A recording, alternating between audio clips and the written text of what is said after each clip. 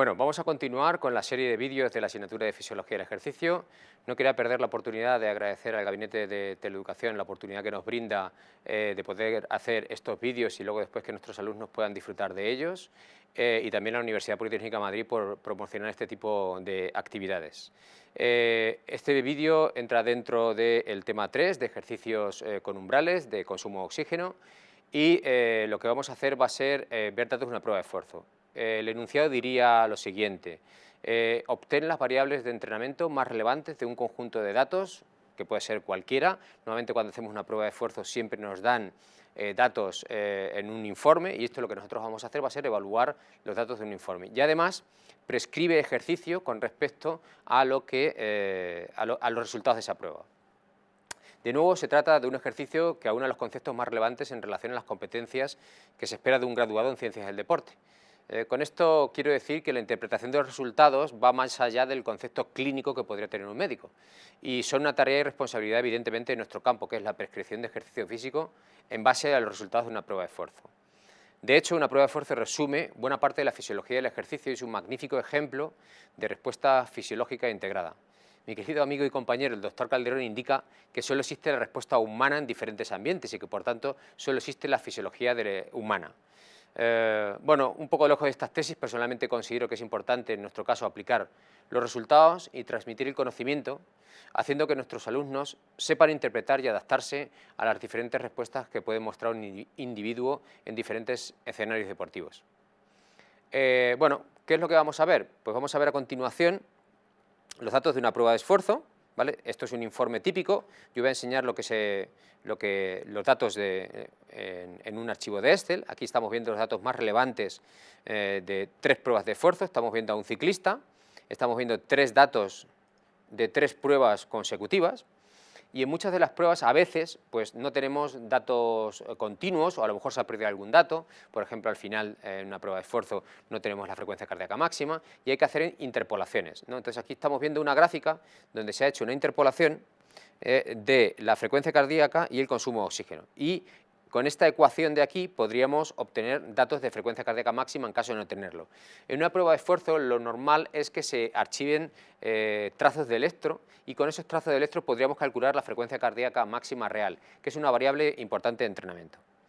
Teniendo en cuenta los informes, podríamos ver las variables más importantes. Tenemos aquí el tiempo, ¿vale? Vamos a ver el tiempo. Tenemos tiempo, carga, frecuencia cardíaca, consumo de oxígeno, producción de CO2, ventilación, presiones, y muchas veces nos ponen también equivalentes de oxígeno. Entonces aquí lo que vamos a ver va a ser cómo va transcurriendo la prueba. 0 vatios indica que esto es reposo, está el sujeto en reposo. Aquí tendríamos 25 vatios, 30 vatios, 35 vatios, y aquí a partir de los 35 vatios hay un incremental, se va incrementando la potencia y por tanto la resistencia. Si tenemos potencia en vatios, significa que la prueba ha sido en cicloergómetro. En tapiz rodante tendríamos velocidad en kilómetros por hora y deberíamos localizar los umbrales en ambos casos. Hay que tener en cuenta que, aunque se puede transformar la velocidad lineal a través del peso del sujeto en vatios, normalmente la velocidad, lo que nos interesa desde el punto de vista de la prescripción del ejercicio físico es tener el tiempo al 1000 o el ritmo de competición. Entonces se puede transformar la velocidad en kilómetros por hora en tiempo al 1000, por ejemplo 4 minutos 1000 metros o 3:40 al 1000, etcétera, en diferentes intensidades. En otras partes, en otros vídeos, hemos podido ver cómo transformar datos de ritmo en datos de velocidad y viceversa.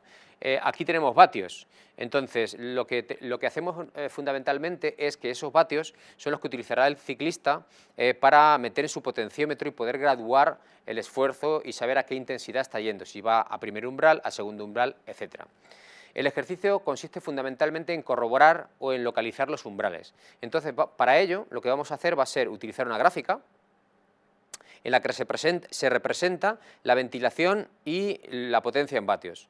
Aquí, a continuación, vamos a ver una gráfica mayor. Se ve, aquí tenemos la potencia en vatios y la ventilación en litros por minuto, y lo que hacemos es utilizar unas barras de color para poder localizar los umbrales. Yo normalmente siempre empiezo por la parte final de la prueba, y lo que intento es hacer que coincida la línea roja con la interpolación de los datos más relevantes en ventilación, ¿vale? Entonces yo diría que aproximadamente pues, se encuentra ahí la interpolación. Este de aquí sería el final de la prueba y a partir de aquí empieza la recuperación. Bueno, pues ahora lo que vamos a hacer va a ser duplicar esa línea, perdón, nos vamos aquí abajo, sé que la prueba empieza por aquí, con lo cual estos datos iniciales no tengo que tenerlos en cuenta, porque son los datos de calentamiento, y lo que hago es localizar pues, esa interpolación de datos que tendría aquí aproximadamente, ¿no? Intento que la línea roja tape los puntos azules. Y a continuación, pues la interpolación en ambas, es decir, la línea de corte entre ambas. Entonces aquí tendríamos el primer umbral, y aquí tendríamos el segundo umbral. Normalmente lo que yo hago es que estas se pintan con lapicero normalmente, es decir, cogemos un bolígrafo y una regla y las pintamos, pero aquí como no podemos hacer eso, pues lo que hacemos es proyectamos esta línea y vemos que el segundo umbral está en torno a 325 vatios y el primer umbral pues lo tenemos por aquí aproximadamente en 180 vatios. Bueno, 180 vatios, yo me voy aquí, me voy a la columna, veo 180 vatios, que está aquí, y estos datos en concreto son los correspondientes al VT1 o al umbral aeróbico. Y lo que hemos dicho, los 325 vatios, aquí aproximadamente el minuto 16, pues tenemos datos del segundo umbral. La consecuencia práctica de esto es que el sujeto iría, bueno, aquí tenemos a 169 latidos por minuto, ¿vale? Y aquí tendríamos 139 latidos por minuto. La frecuencia cardíaca en la que se localizan los umbrales se utiliza mucho porque las personas cuando entrenan utilizan la frecuencia cardíaca como indicador de la intensidad.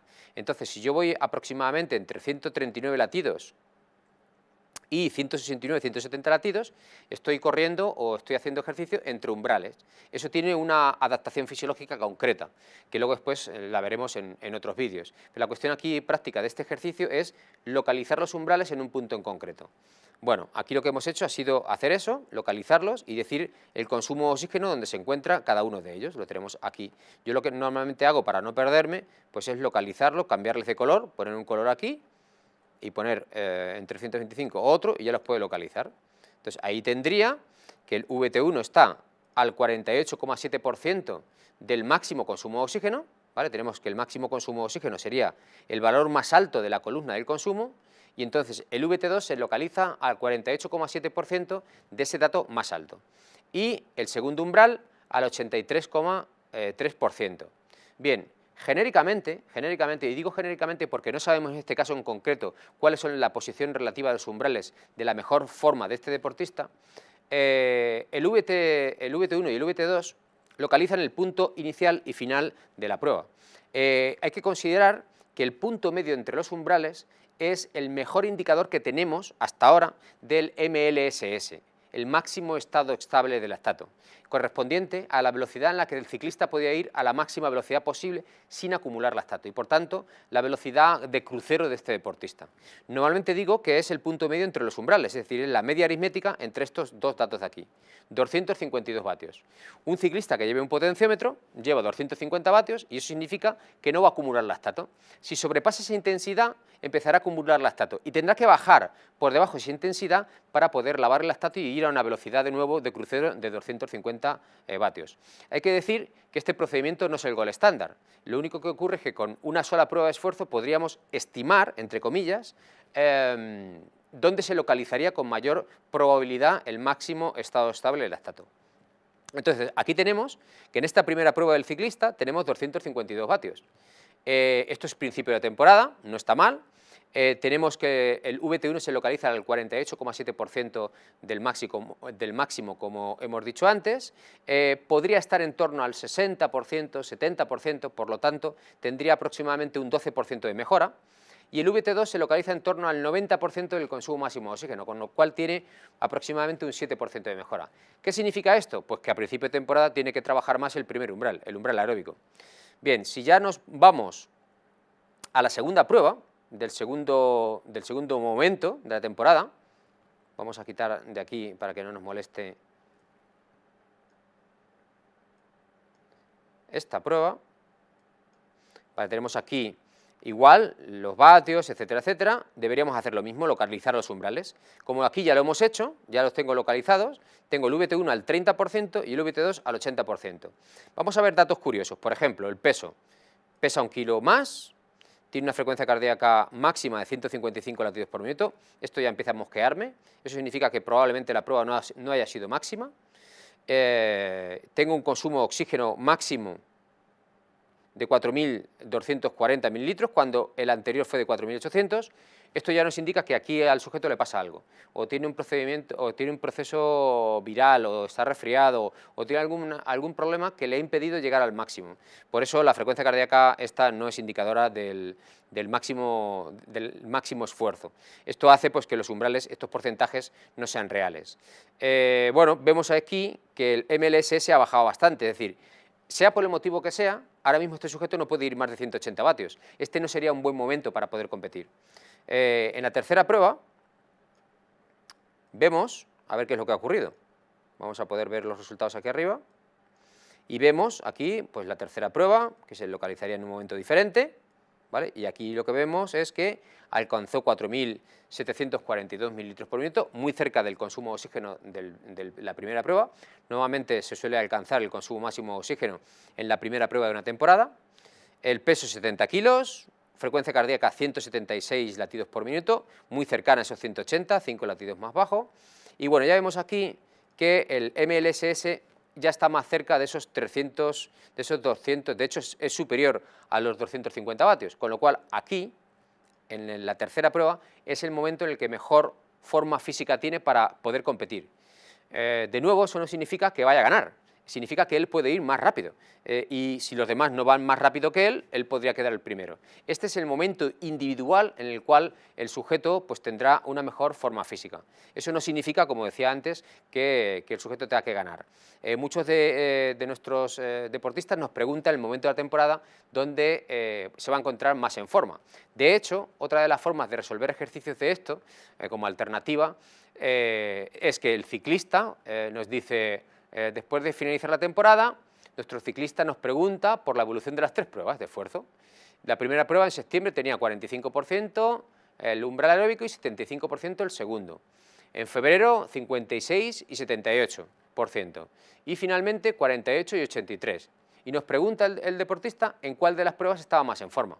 Pues de nuevo lo único que hay que hacer es coger estos porcentajes de los 3 umbrales que hemos visto, los porcentajes, sacar el promedio, y ese será el dato en el que se encuentra el máximo estado estable del lactato, el punto más cercano al máximo estado estable del lactato. Hay aproximadamente unos 20 vatios de error según la tesis de la doctora Ana Belén Peinado.